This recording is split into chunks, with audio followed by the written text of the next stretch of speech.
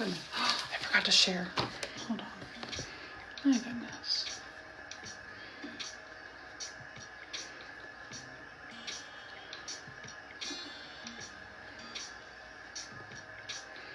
Trying to share from my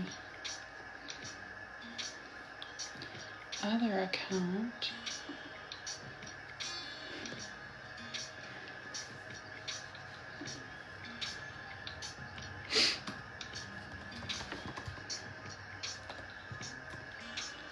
Another rod is why. We're gonna share.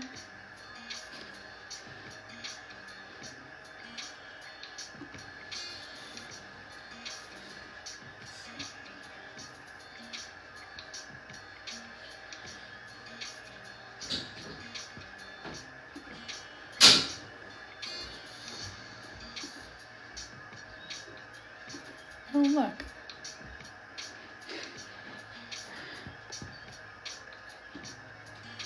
That's not what I want to do.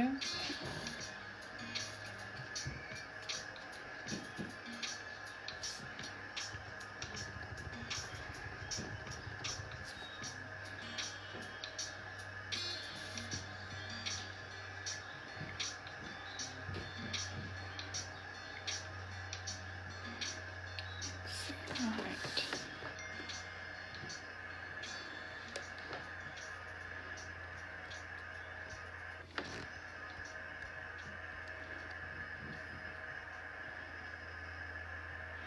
Welcome in. We're just getting started.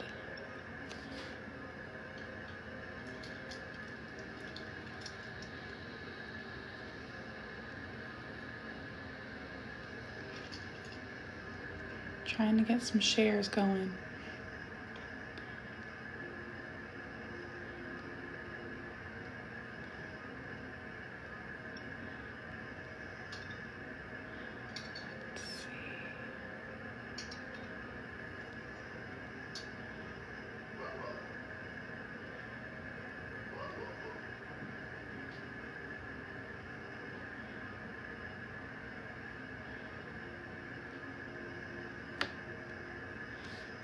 All right. Hi, Mom.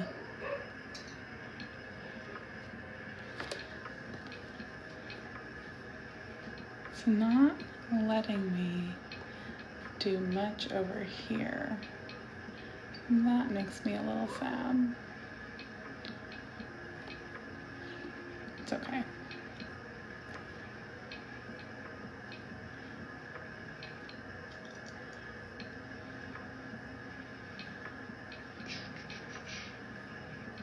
Okay, I'm gonna exit out of this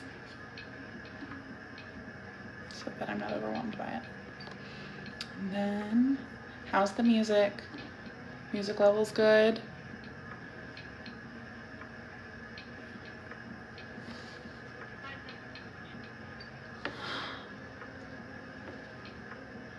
Hubby's in the house. Oh, that is very toasty. Okay.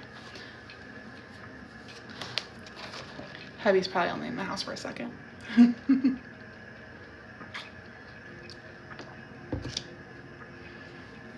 that's okay. I love you. See, I thought so. I appreciate that he pops in here when he can. But I also don't need him getting in trouble at work. That would be bad. Good morning, my friends. Thank you for joining me. We're doing the things. We're a little late today because I'm in the cooler, I'm good. We're a little late today because the baby woke up late and she went down for nap late. That's why our live time is 11-ish.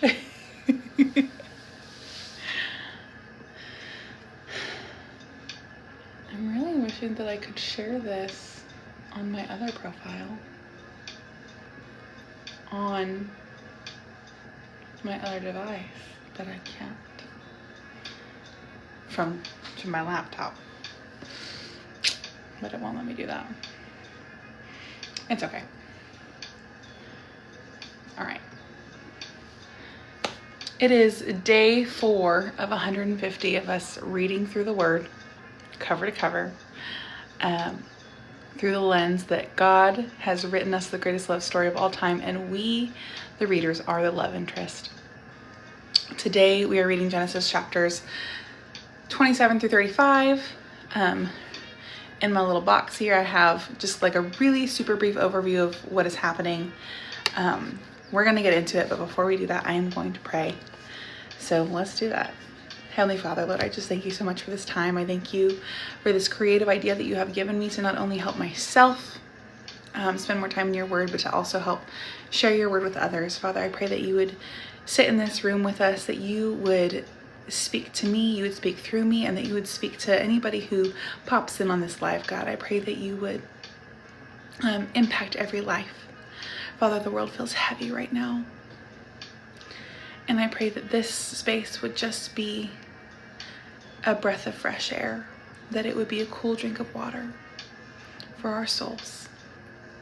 Be with us and fill us with your spirit. Father, we are in desperate need of hope. Fill us with your peace, fill us with your presence, fill us with your hope, the hope that only you bring today, in Jesus' name. Amen.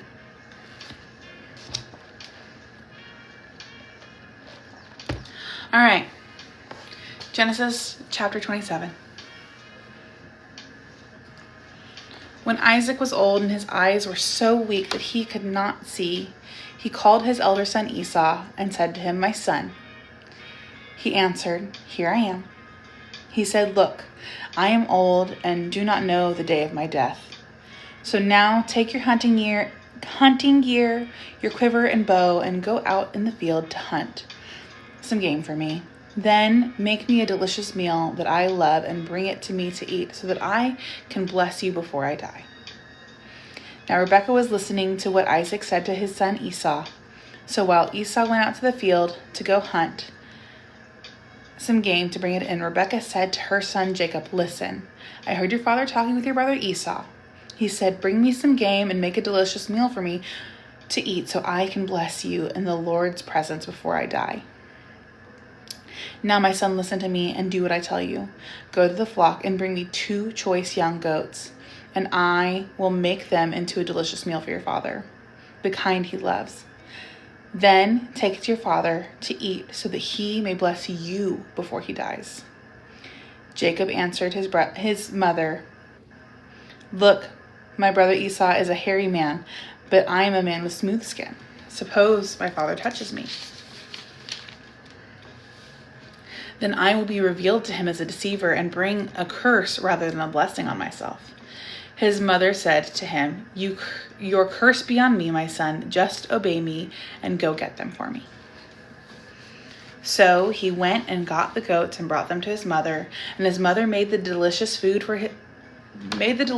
his father loved. Then Rebekah took the best clothes of her older son Esau, which were in the house, and had her younger son Jacob wear them. She put the skins of the young goats on his hands and the smooth part of his neck. Then she handed the delicious food and the bread she had made to her son Jacob. When he came to his father, he said, "My father."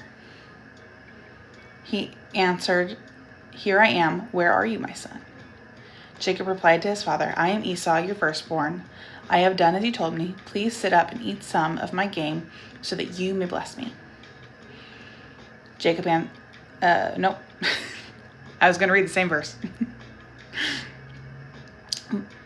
But Isaac said to his son, "How did you ever find it so quickly, my son?"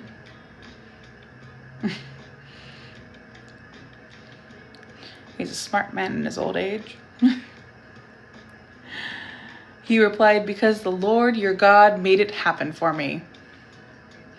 "Oh, Jacob. Then Isaac said to Jacob, "Please come closer so I can touch you, my son. Are you really my son Esau or not?" So Jacob came closer to his father Isaac. When he touched him, he said, "The voice is the voice of Jacob, but the hands are the hands of Esau." He did not recognize him because his hands were hairy like those of his brother Esau, so he blessed him. Again he asked, "Are you really my son Esau?" And he replied, "I am." Then he said, "Bring it closer to me and let me eat some of my son's game so that I can bless you." Jacob brought it closer to him, and he ate, and he brought him some wine, and he drank. Then his father Isaac said to him, "Please come closer and kiss me, my son." So he came closer and kissed him, and when Isaac smelled his clothes, he blessed him and said, "Ah, the smell of my son is like the smell of the field that the Lord has blessed. May God give to you from the dew of the sky and from the riches of the land an abundance of grain and new wine. May people serve you and nations bow in worship to you. Be master over your relatives. May your mother's sons bow and worship to you. Those who curse you will be cursed, and those who bless you will be blessed." As soon as Isaac had finished blessing Jacob, and Jacob had left the presence of his father Isaac, his brother Esau arrived from his hunting. He also made some delicious food and brought it to his father. He said to his father, "Let my father get up and eat some of his son's game so that you may bless me." But his father Isaac said to him, "Who are you?" He answered, "I am Esau, your firstborn son." Isaac began to tremble uncontrollably. "Who was it then," he said, "who hunted game and brought it to me? I ate it all before you came in, and I blessed him. Indeed, he will be blessed." When Esau heard his father's words, he cried out with a loud and bitter cry and said to his father, "Bless me too, my father." But he replied, "Your brother came deceitfully and took your blessing." So he said, "Isn't he rightly named Jacob? For he has cheated me twice now. He took my birthright, and look, now he has taken my blessing." Then he asked, "Haven't you saved a blessing for me?" But Isaac answered Esau, "Look, I have made him a master over you, have given him all his relatives and as his servants, and have sustained him with grain and new wine. What then can I do for you, my son?" Esau said to his father, "Do you have only one blessing, my father? Bless me too, my father." Esau wept loudly. His father Isaac answered him, "Look, your dwelling place will be away from the riches of the land, away from the dew of the sky above. You will live by your sword, and you will serve your brother. But when you rebel, you will break his yoke from your neck."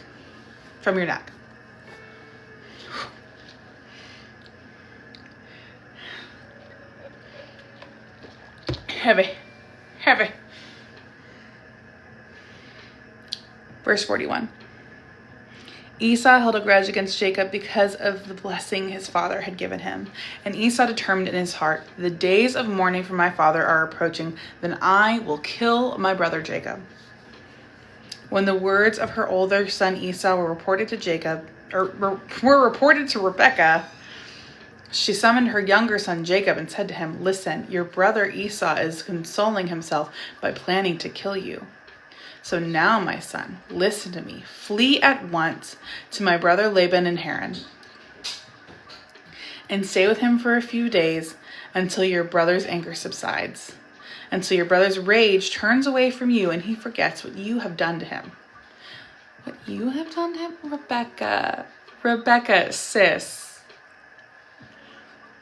You told him to do this. We're not ready for that conversation. "Then I will send for you and bring you back from here. Why should I lose you both in one day?" So Rebekah said to Isaac, "I am sick of my life because of the Hittite girls. If Jacob marries someone from around here like these Hittite girls, what good is my life?" Rebekah's a little dramatic.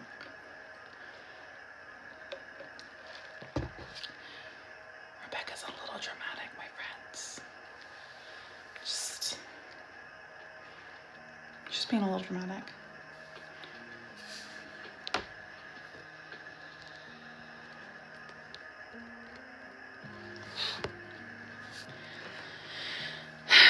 She's being dramatic. Okay. Chapter 28. So Isaac summoned Jacob, blessed him, and commanded him, "Do not marry a Canaanite girl. Go at once to Padan Aram, to the house of Bethuel, your mother's father. Marry one of the daughters of Laban, your mother's brother. May God Almighty bless you and make you fruitful and multiply so that you become an assembly of peoples. May God give you and your offspring the blessing of Abraham so that you may possess the land where you live as a foreigner, the land God gave to Abraham." So Isaac sent Jacob to Padan Aram, to Laban, son of Bethuel, the Aramean. We're getting better at this, guys. The more we read these words, we're getting better at them. I think. I could be living in my delusions. The brother of Rebekah, the mother of Jacob and Esau. All right, verse 6. Esau noticed that Isaac blessed Jacob and sent him to... Isaac noticed that Isaac blessed Jacob and sent him to Padan Aram to get a wife there. When he blessed him, Isaac commanded Jacob, "Do not marry a Canaanite girl." And Jacob listened to his father and mother and went to Padan Aram. Esau realized that his father Isaac disapproved of Canaanite women. So Esau went to Ishmael and married, in addition to his other wives, Mahalath, daughter of Ishmael, Abraham's son. She was the sister of Nebaioth. Okay. The sister of Nebaioth. Verse 10. Jacob left Beersheba and went toward Haran. He reached a certain place and spent the night there because the sun had set. He took one of the stones from the place, put it there at his head, and lay down in that place. And he dreamed.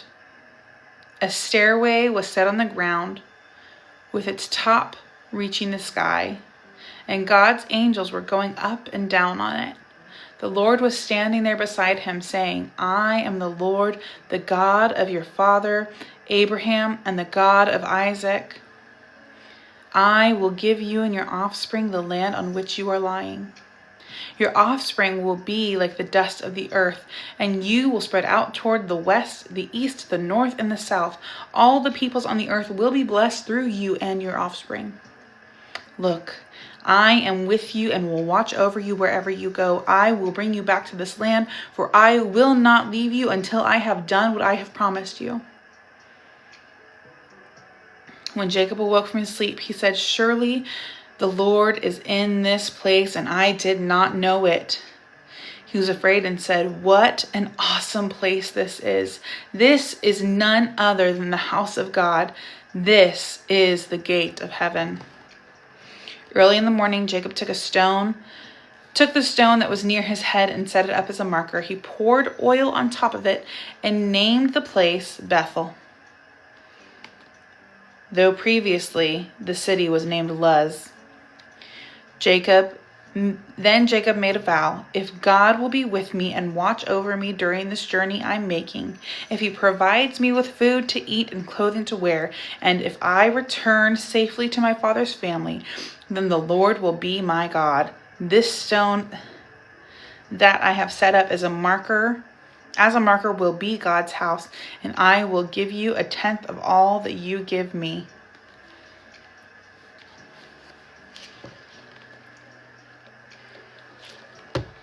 Chapter 29. Jacob meets Rachel. Jacob resumed his journey and went to the eastern country. He looked and saw a well in a field. 3 flocks of sheep were lying there beside it because the sheep were watered from this well. But a large stone covered the opening of the well. The shepherds would roll the stone from the opening of the well and water the sheep when all the flocks were gathered there. Then they would return the stone to its place over the well's opening. Jacob asked the men at the well, "My brothers, where are you from?" "We're from Haran," they answered. "Do you know Laban, Nahor's grandson?" Jacob asked them. They answered, "We know him." We might get a visitor here in a moment. There's a cat. She's giving me the eyes that she wants to come get in my face. I do not want that. It'll be fine. We know him. Is he well? Jacob asked. Yes, they said. And here is his daughter Rachel coming with his sheep. Then Jacob said, Look, it is still broad daylight. It is not time for the animals to be gathered. Water the flock, then go out and let them graze. But they replied, We can't until all the flocks have been gathered and the stone is rolled from the well's opening. Then we will water the sheep. While he was still speaking with them, Rachel came with her father's sheep, for she was a shepherdess. Oh, it's not a very common thing to hear about. She was a shepherdess. As soon as Jacob saw his uncle Laban's daughter with his sheep, he went up and rolled the stone from the opening and watered his uncle Laban's sheep. Then Jacob kissed Rachel and wept loudly. He told Rachel that he was her father's relative, Rebekah's son. She ran and told her father. That all feels a little bit dramatic, but also okay. The cultural differences. And there's the cat. There's the cat. Okay.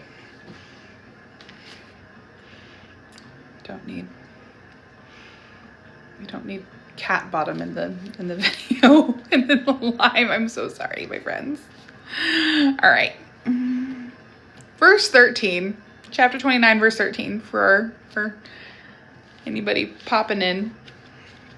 When Laban heard the news about his sister's son Jacob,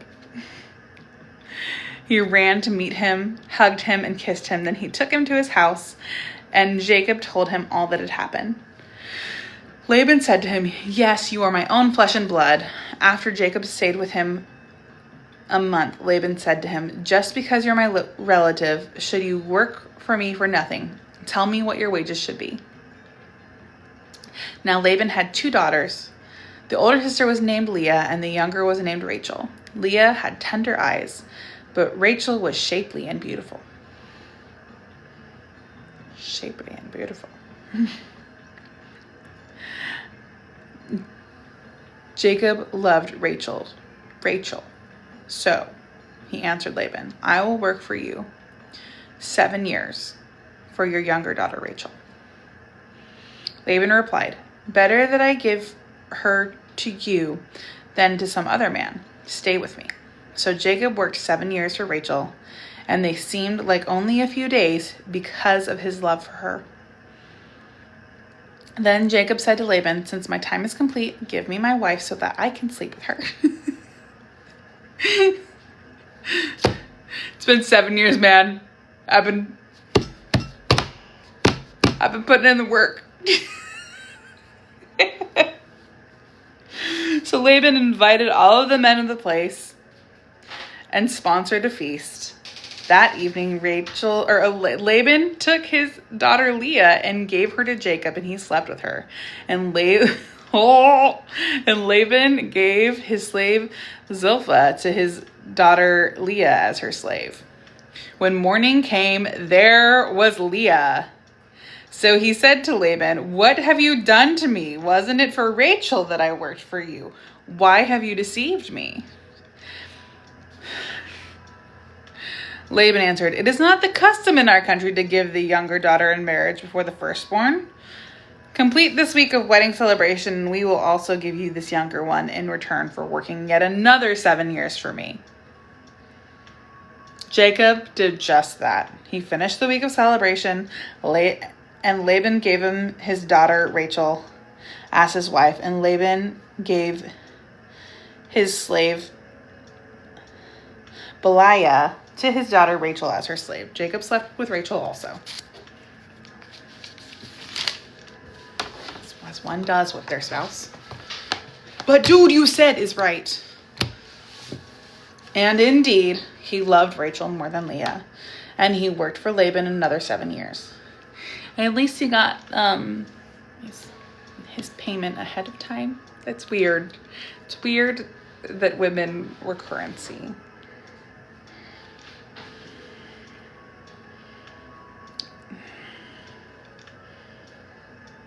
This is a weird thing for me. It's fine. This is not how most cultures operate anymore. Usually.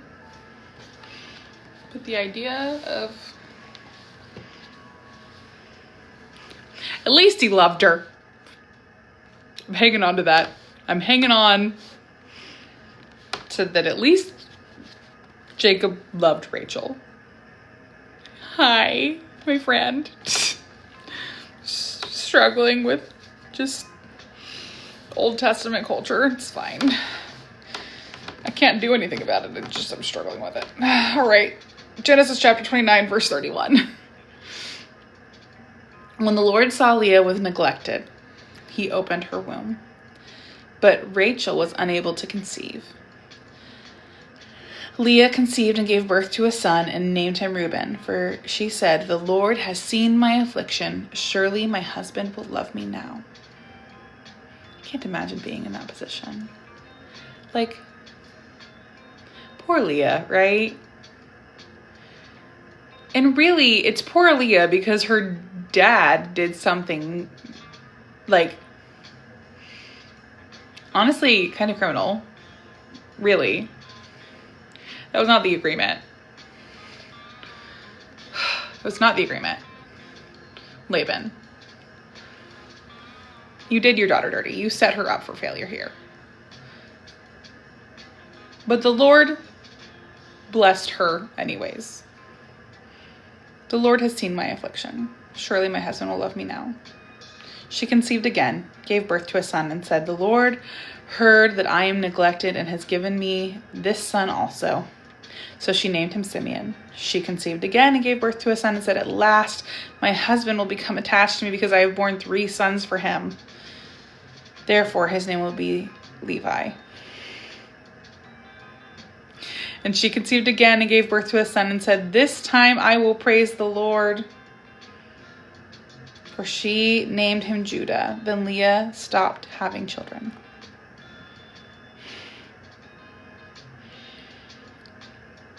When Rachel saw that she was not bearing Jacob any children, she envied her sister. "Give me your sons or I will die," she said to Jacob. Or, "Give me sons or I will die," she said to Jacob. It's a little dramatic, Rachel. But also, as somebody that has struggled with infertility, I also get it. I do. I do.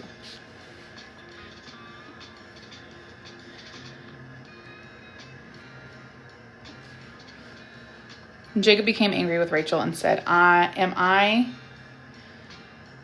in the place of God? He has withheld offspring from you."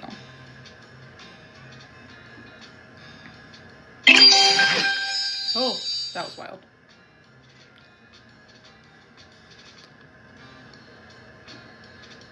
I don't know why that was loud that time.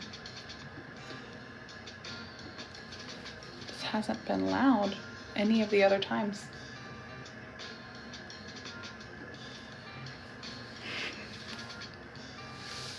Oh, that's why. So we hit more than 50% of it. Got it. Okay.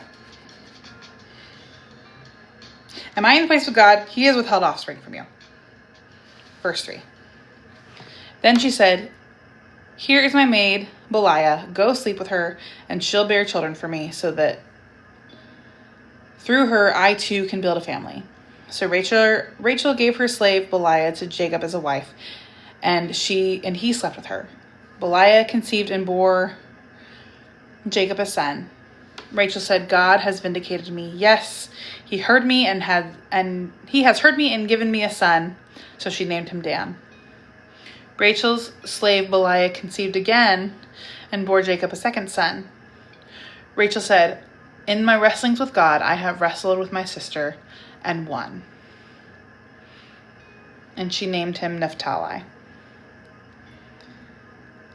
When Leah saw that she had stopped having children, she took her slave Zilpah and gave her to Jacob as a wife. My goodness.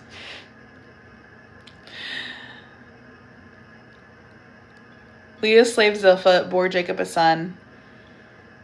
Then Leah said, what good fortune. And she named him Gad. Then when Leah's slave Zilpah bore Jacob a second son, Leah said, I am happy that the women call me happy. So she named him Asher. Reuben went out during the wheat harvest and found some mandrakes in the field. When he brought them to his mother Leah, Rachel asked, please give me some of your son's mandrakes. But Leah replied to her, isn't it enough that you have taken my husband? Now you also want to take my son's mandrakes. Well then, Rachel said, he can sleep with you tonight in exchange for your son's mandrakes.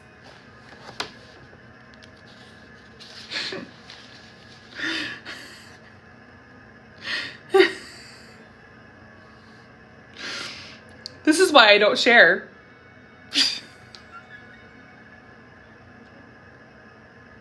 This is why.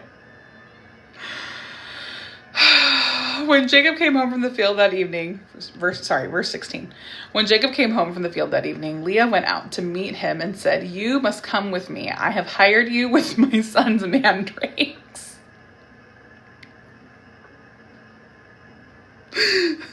So Jacob slept with her that night.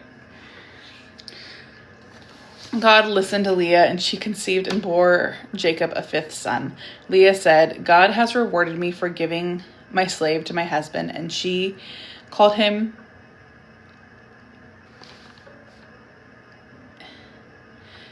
Issachar. I think it's Issachar. Then Leah conceived again and bore Jacob a sixth son. God has given me a good gift, Leah said. This time my husband will honor me because I have borne 6 sons for him. And she named him Zebulun.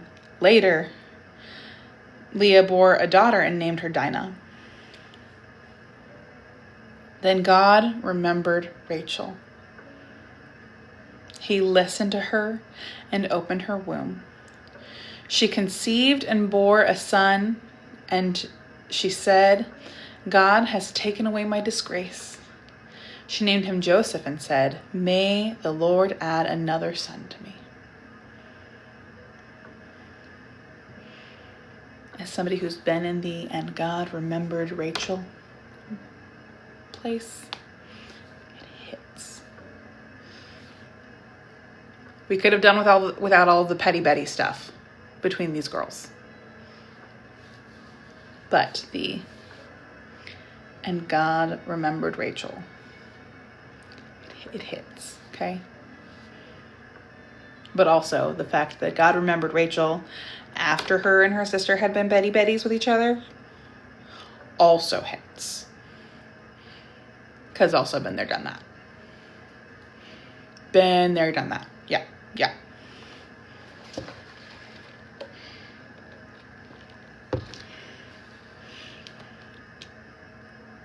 Chapter 30, verse 25. After Rachel gave birth to Joseph, Jacob said to Laban, send me on my way so that I can return to my homeland. Give me my wives and my children that I have worked for, and let me go. You know how hard I have worked for you. But Laban said to him, if I have found favor with you, stay. I have learned by divination that the Lord has blessed me because of you. Then Laban said, name your wages and I will pay them. So Jacob said to him, "You know how I have served you and how your herds have fared with me. For you had very little before I came, but now your wealth has increased. The Lord has blessed you because of me. And now, when will I also do something for my own family?" Laban asked, "What should I give you?" And Jacob said, "You don't need to give me anything. If you do this one thing for me, I will continue to shepherd and keep your flock. Let me go through all of your sheep today and remove every sheep that is speckled or spotted, every dark-colored sheep among the lambs, and the spotted and speckled among the female goats. Such will be my wages. In the future, when you come to check on my wages, my honesty will testify for me. If I have any female goats that are not speckled or spotted, or any lambs that are not black, they will be considered stolen." "Good," said Laban. "Let it be as you have said." That day Laban removed the streaked and spotted male goats and all the speckled and spotted female goats. Every one that had any white on it, every dark-colored one among the lambs, he placed his sons in charge of them. He put a 3-day journey between himself and Jacob. He put a 3-day journey between himself and Jacob. Jacob, meanwhile, was shepherding the rest of Laban's flock. Jacob then took branches of fresh poplar, almond, and plane wood, and peeled the bark, exposing the white stripes on the branches. He set the peeled branches in the troughs in front of the sheep, in the water channels where the sheep would come to drink. And the sheep bred when they came to drink. The flocks bred in front of the branches before and bore streaked, speckled, and spotted young. Jacob separated the lambs and made the flocks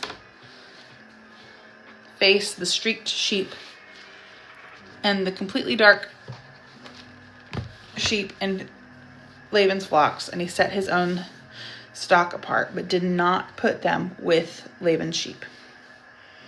Whenever the stronger of the flock were breeding, Jacob placed the branches in the troughs in full view of the flocks, and they would breed in front of the branches. As for the weaklings of the flocks, he did not put out the branches, so it turned out that the weak sheep belonged to Laban and the stronger ones to Jacob, and the man became very rich. He had many flocks, female and male slaves, camels, and donkeys.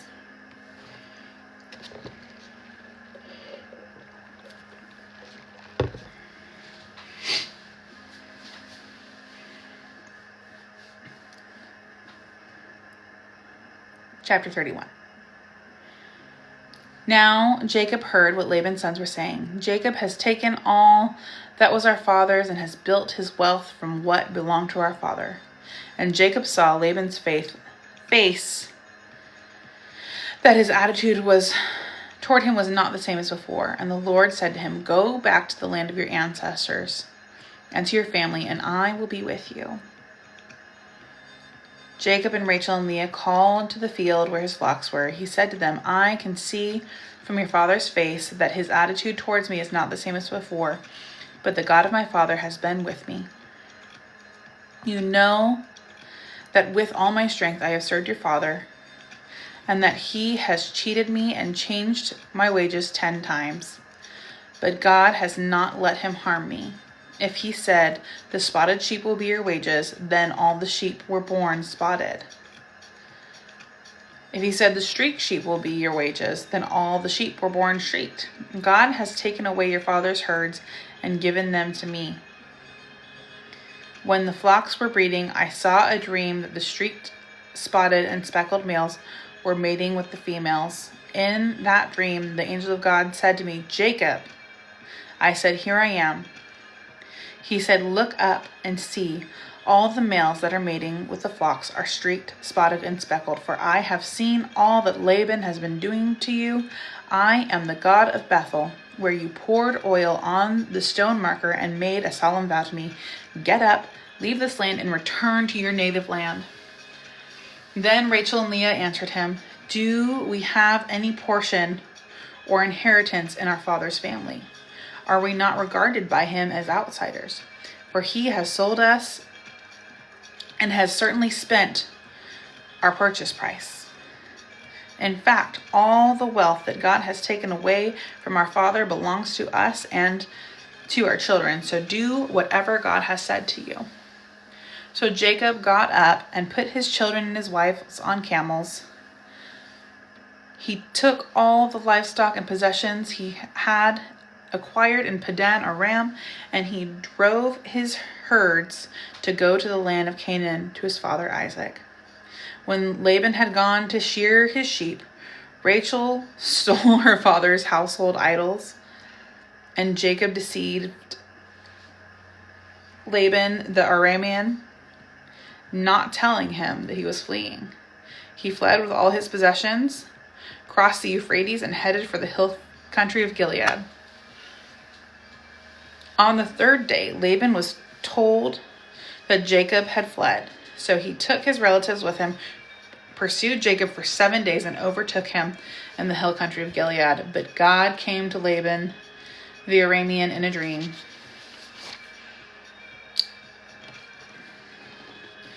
In a dream, I missed a word. At night. "Watch yourself," God warned him. "Do not say anything to Jacob, either good or bad." Watch yourself. Verse 25. When Laban overtook Jacob, Jacob had pitched his tent in the hill country, and Laban and his relatives also pitched their tents in the hill country of Gilead. Laban said to Jacob, "What have you done? You have deceived me and taken my daughters away like prisoners of war. Why did you secretly flee from me, deceive me, and not tell me? I would have sent you away with joy and singing and tambourines and lyres, but you didn't even let me kiss my grandchildren and daughters. You have acted foolishly. I could do you great harm, but last night the God of your father said to me, 'Watch yourself. Don't say anything to Jacob, either good or bad.' Now you have gone off because you long for your father's family. But why have you stolen my gods?" And Jacob answered, "I was afraid, for I thought you would take your daughters from me by force. If you find your gods with anyone here,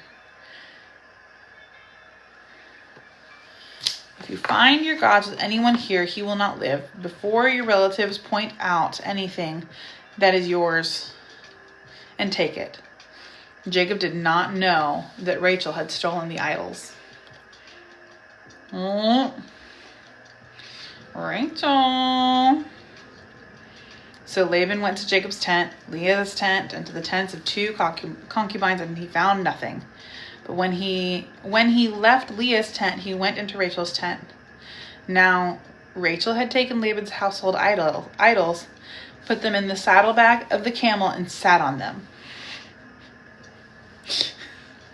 She heard her husband say, "If somebody took something, they should die. They will die. Somebody stole something from you." And Rachel's like, "Oh no, let me go behind these. I don't want to die. I don't want to die." Shouldn't have stolen them. Just saying.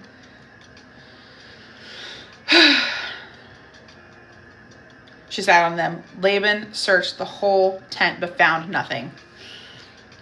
She said to her father, "Don't be angry, my lord, that I cannot stand up in your presence. I am having my period."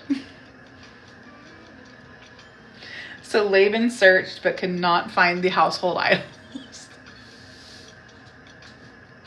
"I'm sorry. I can't stand up. I'm having my period." Really? I stole the things that you're mad that are missing. And I'm sitting on them. And I don't want you to know that.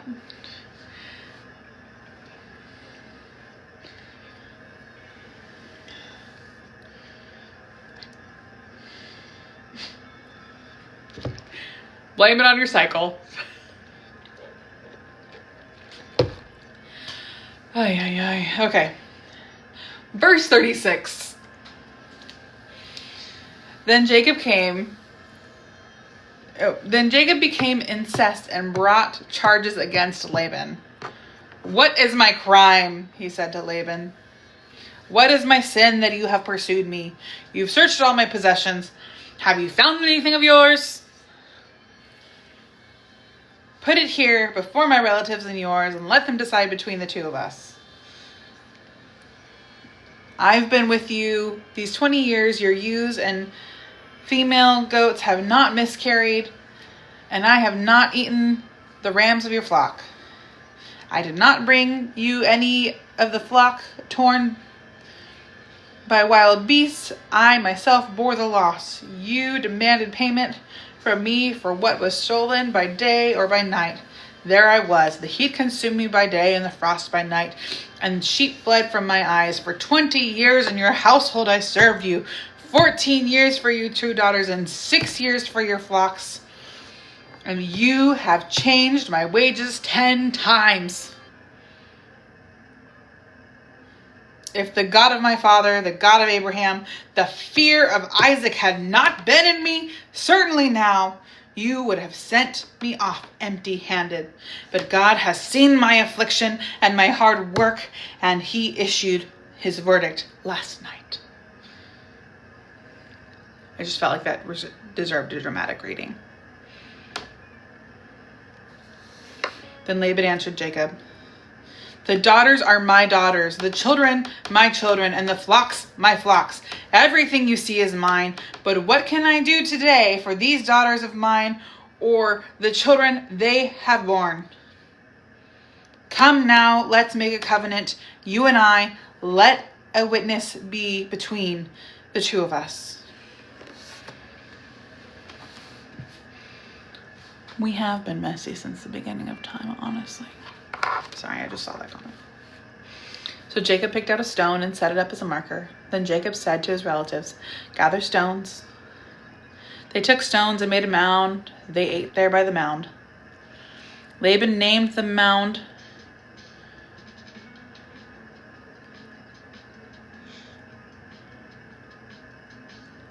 Yagar Shadutha. No, not Shah. Sadutha. But Jacob named it Galit. I like Jacob's name better. I can pronounce it. Verse 48. Then Laban said, "This mound is a witness between you and me today." Therefore the place was called Gilead, and also Mitzvah. For he said, "May the Lord watch between you and me when we are out of each other's sight. If you mistreat my daughters or take other wives, though no one is with us, understand that God will be a witness between you and me." Laban also said to Jacob, "Look at this mound and the marker I have set up between you and me.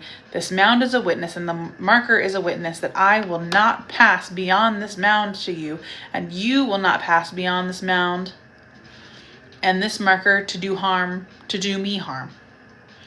The God of Abraham and the gods of Nahor and the gods of their father will judge between us." And Jacob swore by the fear of his father Isaac. Then Jacob offered a sacrifice on the mountain and invited his relatives to eat a meal. So they ate the meal and spent the night on the mountain. Laban got up early in the morning, kissed the grandchildren and daughters, and blessed them. Then Laban left to return home. It's like a soap opera. Honestly. It really is.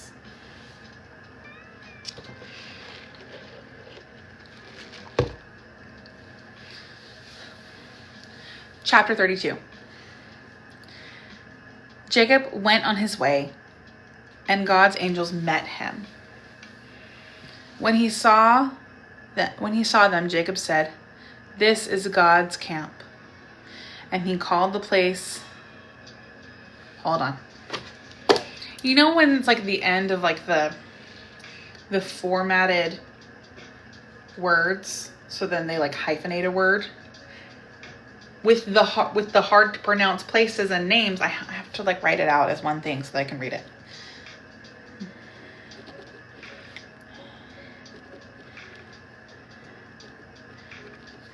All right. There you go. So I wrote it here so I can see it, so I can read it. So he called the place Mahanaim. Jacob sent messengers ahead of him to his brother Esau in the land of Seir, the territory of Edom. He commanded them, "You are to stay with my lord Esau. This is what your servant Jacob says. I have been staying with Laban and have been delayed until now. I have oxen, donkeys, flocks, and male and female slaves. I have sent this message to inform my lord in order to seek your favor."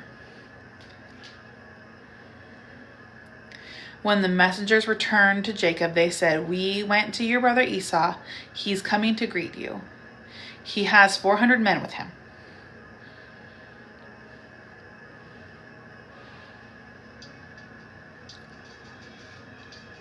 Jacob was greatly afraid and distressed.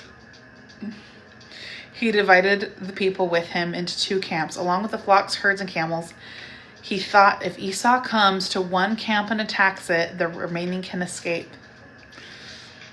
I mean, I would have probably done the same thing if my brother, who I had betrayed and deceived, was coming at me with 400 men. Not gonna lie, this feels like I probably would have done something similar. I'm uncomfy. And then Jacob says, "God of my father Abraham and God of my father Isaac, the Lord who said to me, 'Go back to your land and your family, and I will cause you to prosper. I am unworthy of all the kindness and faithfulness you have shown your servant. Indeed, I have crossed over the Jordan with my staff, and now I have become 2 camps. Please rescue me from my brother Esau, for I am afraid of him. Otherwise, he may come and attack me, the mothers and their children. You have said, I will cause you to prosper, and I will make your offspring like the sand of the sea, too numerous to be counted." Sometimes we gotta remind God of the promises that he made us when we're feeling a little scared, and we're really not reminding God of the promises, we're reminding ourselves of the promises, because we're so like, oh my God. Been there, done that, got the t-shirt.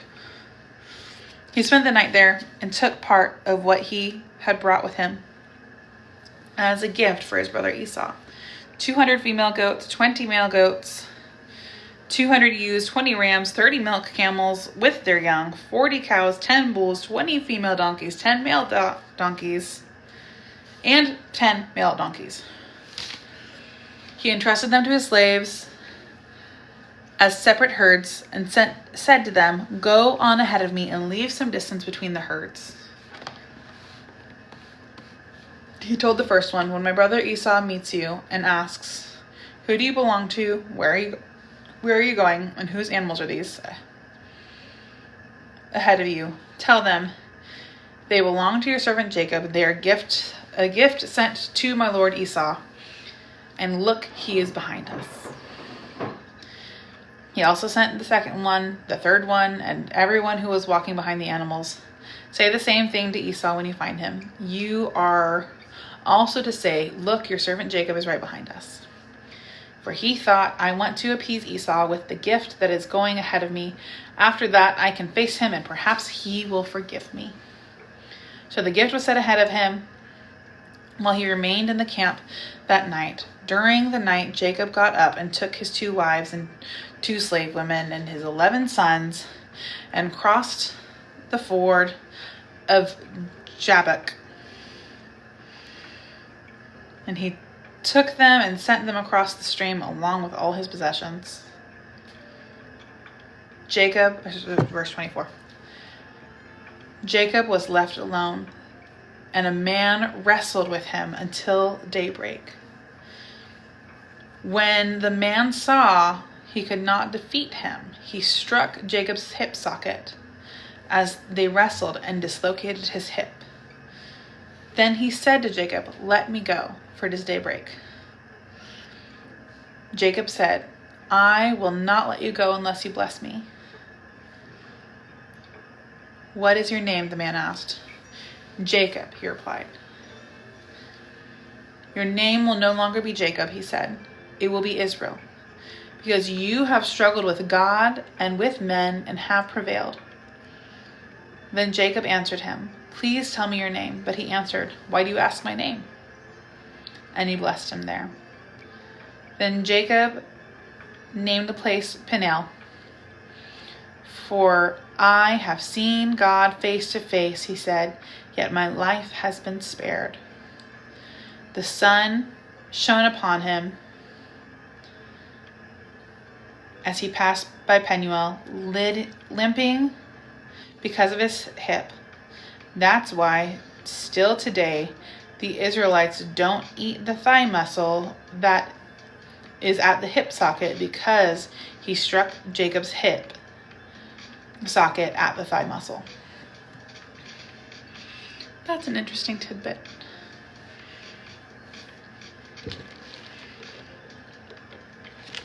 All right, chapter 33. Now Jacob looked up and saw Esau coming toward him with 400 men. So he divided the children among Leah, Rachel, and the 2 slave women. He put the slaves and their children first, Leah and her children next, and Rachel and Joseph last. He himself went on ahead and bowed to the ground 7 times until he approached his brother. But Esau ran to meet him, hugged him, threw his arms around him, and kissed him. Then they wept. When Esau looked up and saw the women and children, he asked, "Who are these with you?" He answered, "The children God has graciously given your servant." Then the slaves and their children approached and bowed down. Leah and her children also approached and bowed down, and then Joseph and Rachel approached and bowed down. So Esau said, "What do you mean by this whole procession I met?" "To find favor with you, my lord," he answered. "I have enough, my brother," Esau replied. "Keep what you have." But Jacob said, "No, please, if I have found favor with you, take this gift from me. For indeed I have seen your face, and it is like seeing God's face since you have accepted me. Please take my present that was brought to you, because God has been gracious to me, and I have everything I need." So Jacob urged him until he accepted. Then Esau said, "Let's move on, and I'll go ahead of you." Jacob replied, "My Lord knows that the children are weak, and I have nursing flocks and herds. If they are driven hard for one day, the whole herd would die. Let my Lord go ahead of his servant, and I will continue on slowly, at a pace suited for the livestock and children, until I come to my Lord at Seir." Esau said, "Let me leave some of my people with you." But he replied, "Why do that? Please indulge me, my lord." That day Esau started his way back to Seir, but Jacob went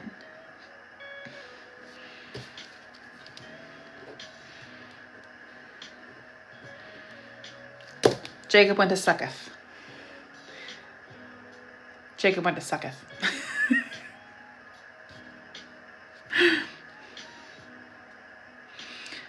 Oh, where did I go? I lost my spot. But Jacob went to Succoth. He built a house for himself and shelters for his livestock. That is why the place was called Succoth.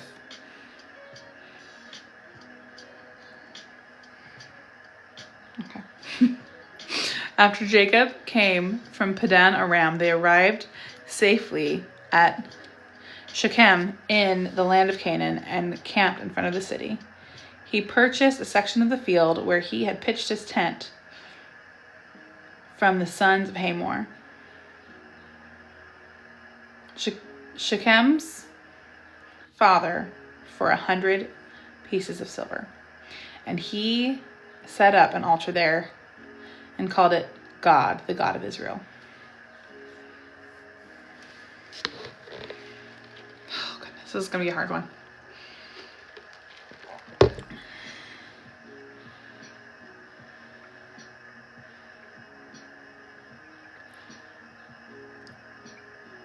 Chapter 34. might have some triggering things. I don't think they're graphic triggering things, but I do think that this is could be a little triggering. So we're gonna proceed with caution, okay?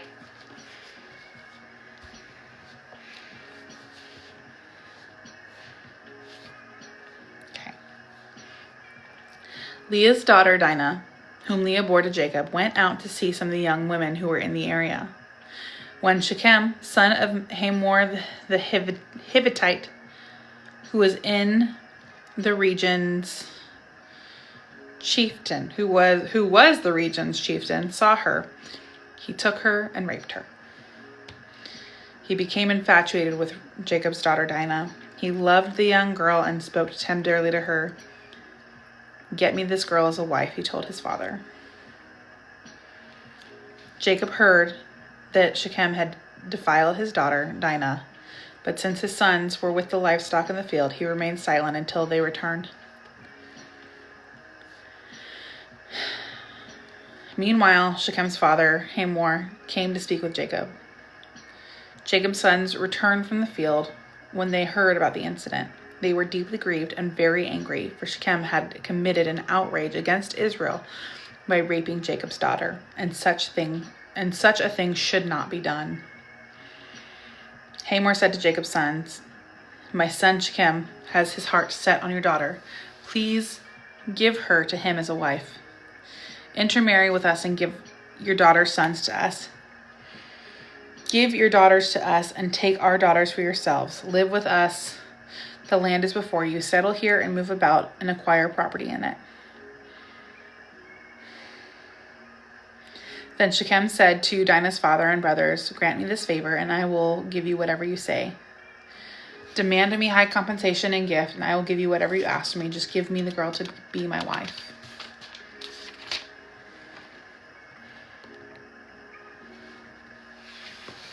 But Jacob's sons answered Shechem and his father Hamor deceitfully, because he had defiled their sister Dinah. "We cannot do this thing," they said to him. "Giving our sister to an uncircumcised man is a disgrace to us. We will agree with you only on this condition: if all your males are circumcised as we are, then we will give you our daughters and take your daughters for ourselves, live with you and become one people. But if you do not listen to us and be circumcised, then we will take our daughter and go."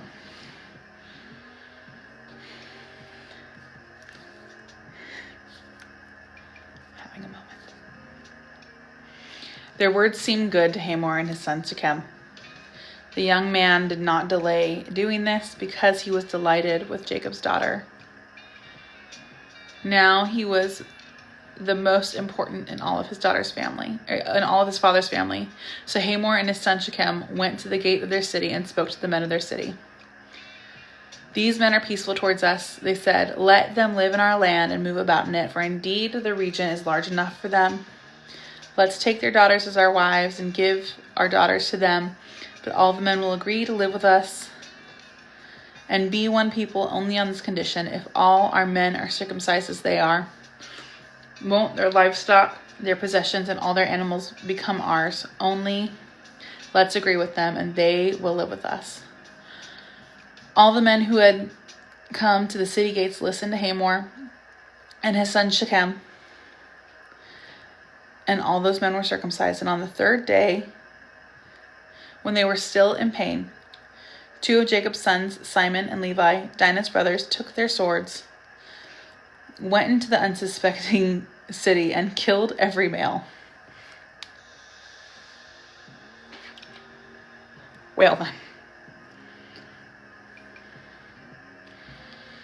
Verse 26, they killed Hamor and his son Shechem with their swords. They took Dinah from Shechem's house and went away. Jacob's sons came to the slaughter and plundered the city because their sister had been defiled. They took their herds, herds, donkeys, and whatever was in the city and in the field. They captured all their possessions, dependents, wives, and plundered everything in the houses. Then Jacob said to Simon and Levi, "You have brought trouble on me, making me odious to the inhabitants of the land, the Canaanites and the Perizzites. We are few in number, and if they unite against me and attack me, I and my household will be destroyed." But they answered, Should he treat our sister like a prostitute? Honestly,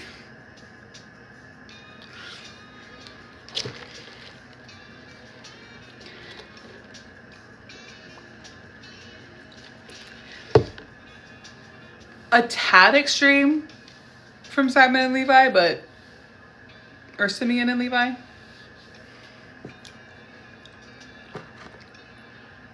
a little. Right, chapter 35. It's our last chapter for the day.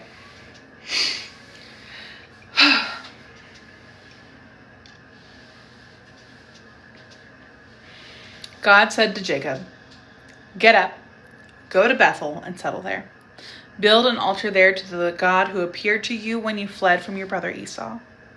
So Jacob said to his family and all who were with him, "Get rid of the foreign gods that are among you. Purify yourselves and change your clothes. We must get up and go to Bethel. I will build an altar there to the God who answered me in my day of distress. He has been with me everywhere I have gone." Then they gave Jacob all their foreign gods and their earrings, and Jacob hid them under an oak near Shechem. When they went out, a terror from God came over the cities around them, and they did not pursue Jacob's sons. So Jacob and all who were with him came to Luz, that is Bethel, in the land of Canaan. Jacob built an altar there and called the place El Bethel, because it was there that God revealed himself to them when he was fleeing from his brother. Deborah, the one who had nursed and raised Rebekah, died and was buried under the oak south of Bethel. So Jacob named it Alon Bakuth. Nailed it. God appeared to Jacob again after he returned from Padan Aram and blessed him. God said to him, "Your name is Jacob, but you will no longer be named Jacob. Your name will be Israel." So he named him Israel. God also said to him, "I am God Almighty. Be fruitful and multiply. A nation indeed, an assembly of nations will come from you, and kings will descend from you. I will give you the land I give to Abraham. I will give you the land I gave to Abraham and Isaac, and I will give the land to your future descendants." Then God withdrew from him at that place where he had spoken to him. Jacob set up a marker at that place where he had spoken to him, a stone marker, poured a drink offering on it, and poured oil on it. Jacob named the place where God had spoken to him Bethel. Verse 16. They set out from Bethel when they were still some distance from Ephrath. Rachel began to give birth, and her labor was difficult. During her difficult labor, her midwife said to her, "Don't be afraid, for you have another son." With her last breath, for she was dying, she named him Benoni, but her father called him Benjamin. So Rachel died and was buried on the way to Ephrath, that is Bethlehem. Jacob set up a marker for her grave. It is the marker that is at Rachel's grave still today. Verse 21. Israel set out again and pitched his tent beyond the Tower of Eder. While Israel was living in that region, Reuben went in and slept with his father's concubine Beliah, and Israel heard about it. Jacob had 12 sons. Leah's sons were Reuben, Jacob's firstborn, Simeon, Levi, Judah, Issachar, and Zebulun. Rachel's sons were Joseph and Benjamin. The sons of Rachel's slave, Beliah, were Dan and Naphtali. The sons of Leah's slave, Zilpah, were Gad and Asher. These are the sons of Jacob, who were born to him in Padan Aram. Jacob came to his father Isaac at Mamre in Kiriath Arba, that is Hebron, where Abraham and Isaac had stayed. Isaac lived 180 years. He took his last breath and died and gathered to his people.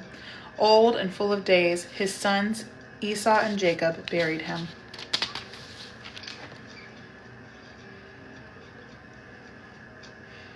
That's it. That's our reading for today.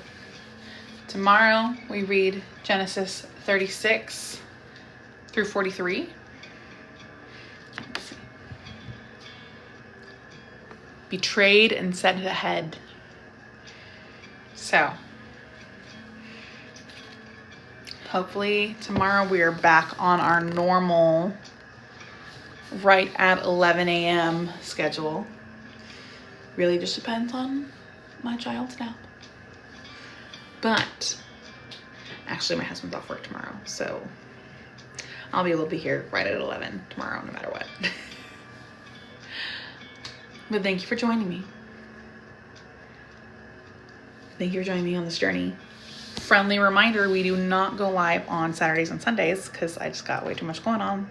But I will post the reading for those days. I will post them so that you can follow along. I will be reading, I will just not be going live and doing it. I have very full days on Saturdays and Sundays, so the whole setup and takedown and all that, it's not a thing for me. But I will post them so you can still read along and follow along, and we can stay on track for 150 days through the Bible cover to cover. Tomorrow, 26 through 43.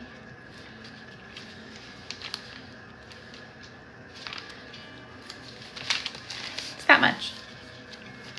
How much? That's not bad. It's not bad at all. I can almost feel my fingertips through it. Okay? So, I'll see you guys tomorrow, 11 a.m. Central. We're going to read the word together. Bye, friends.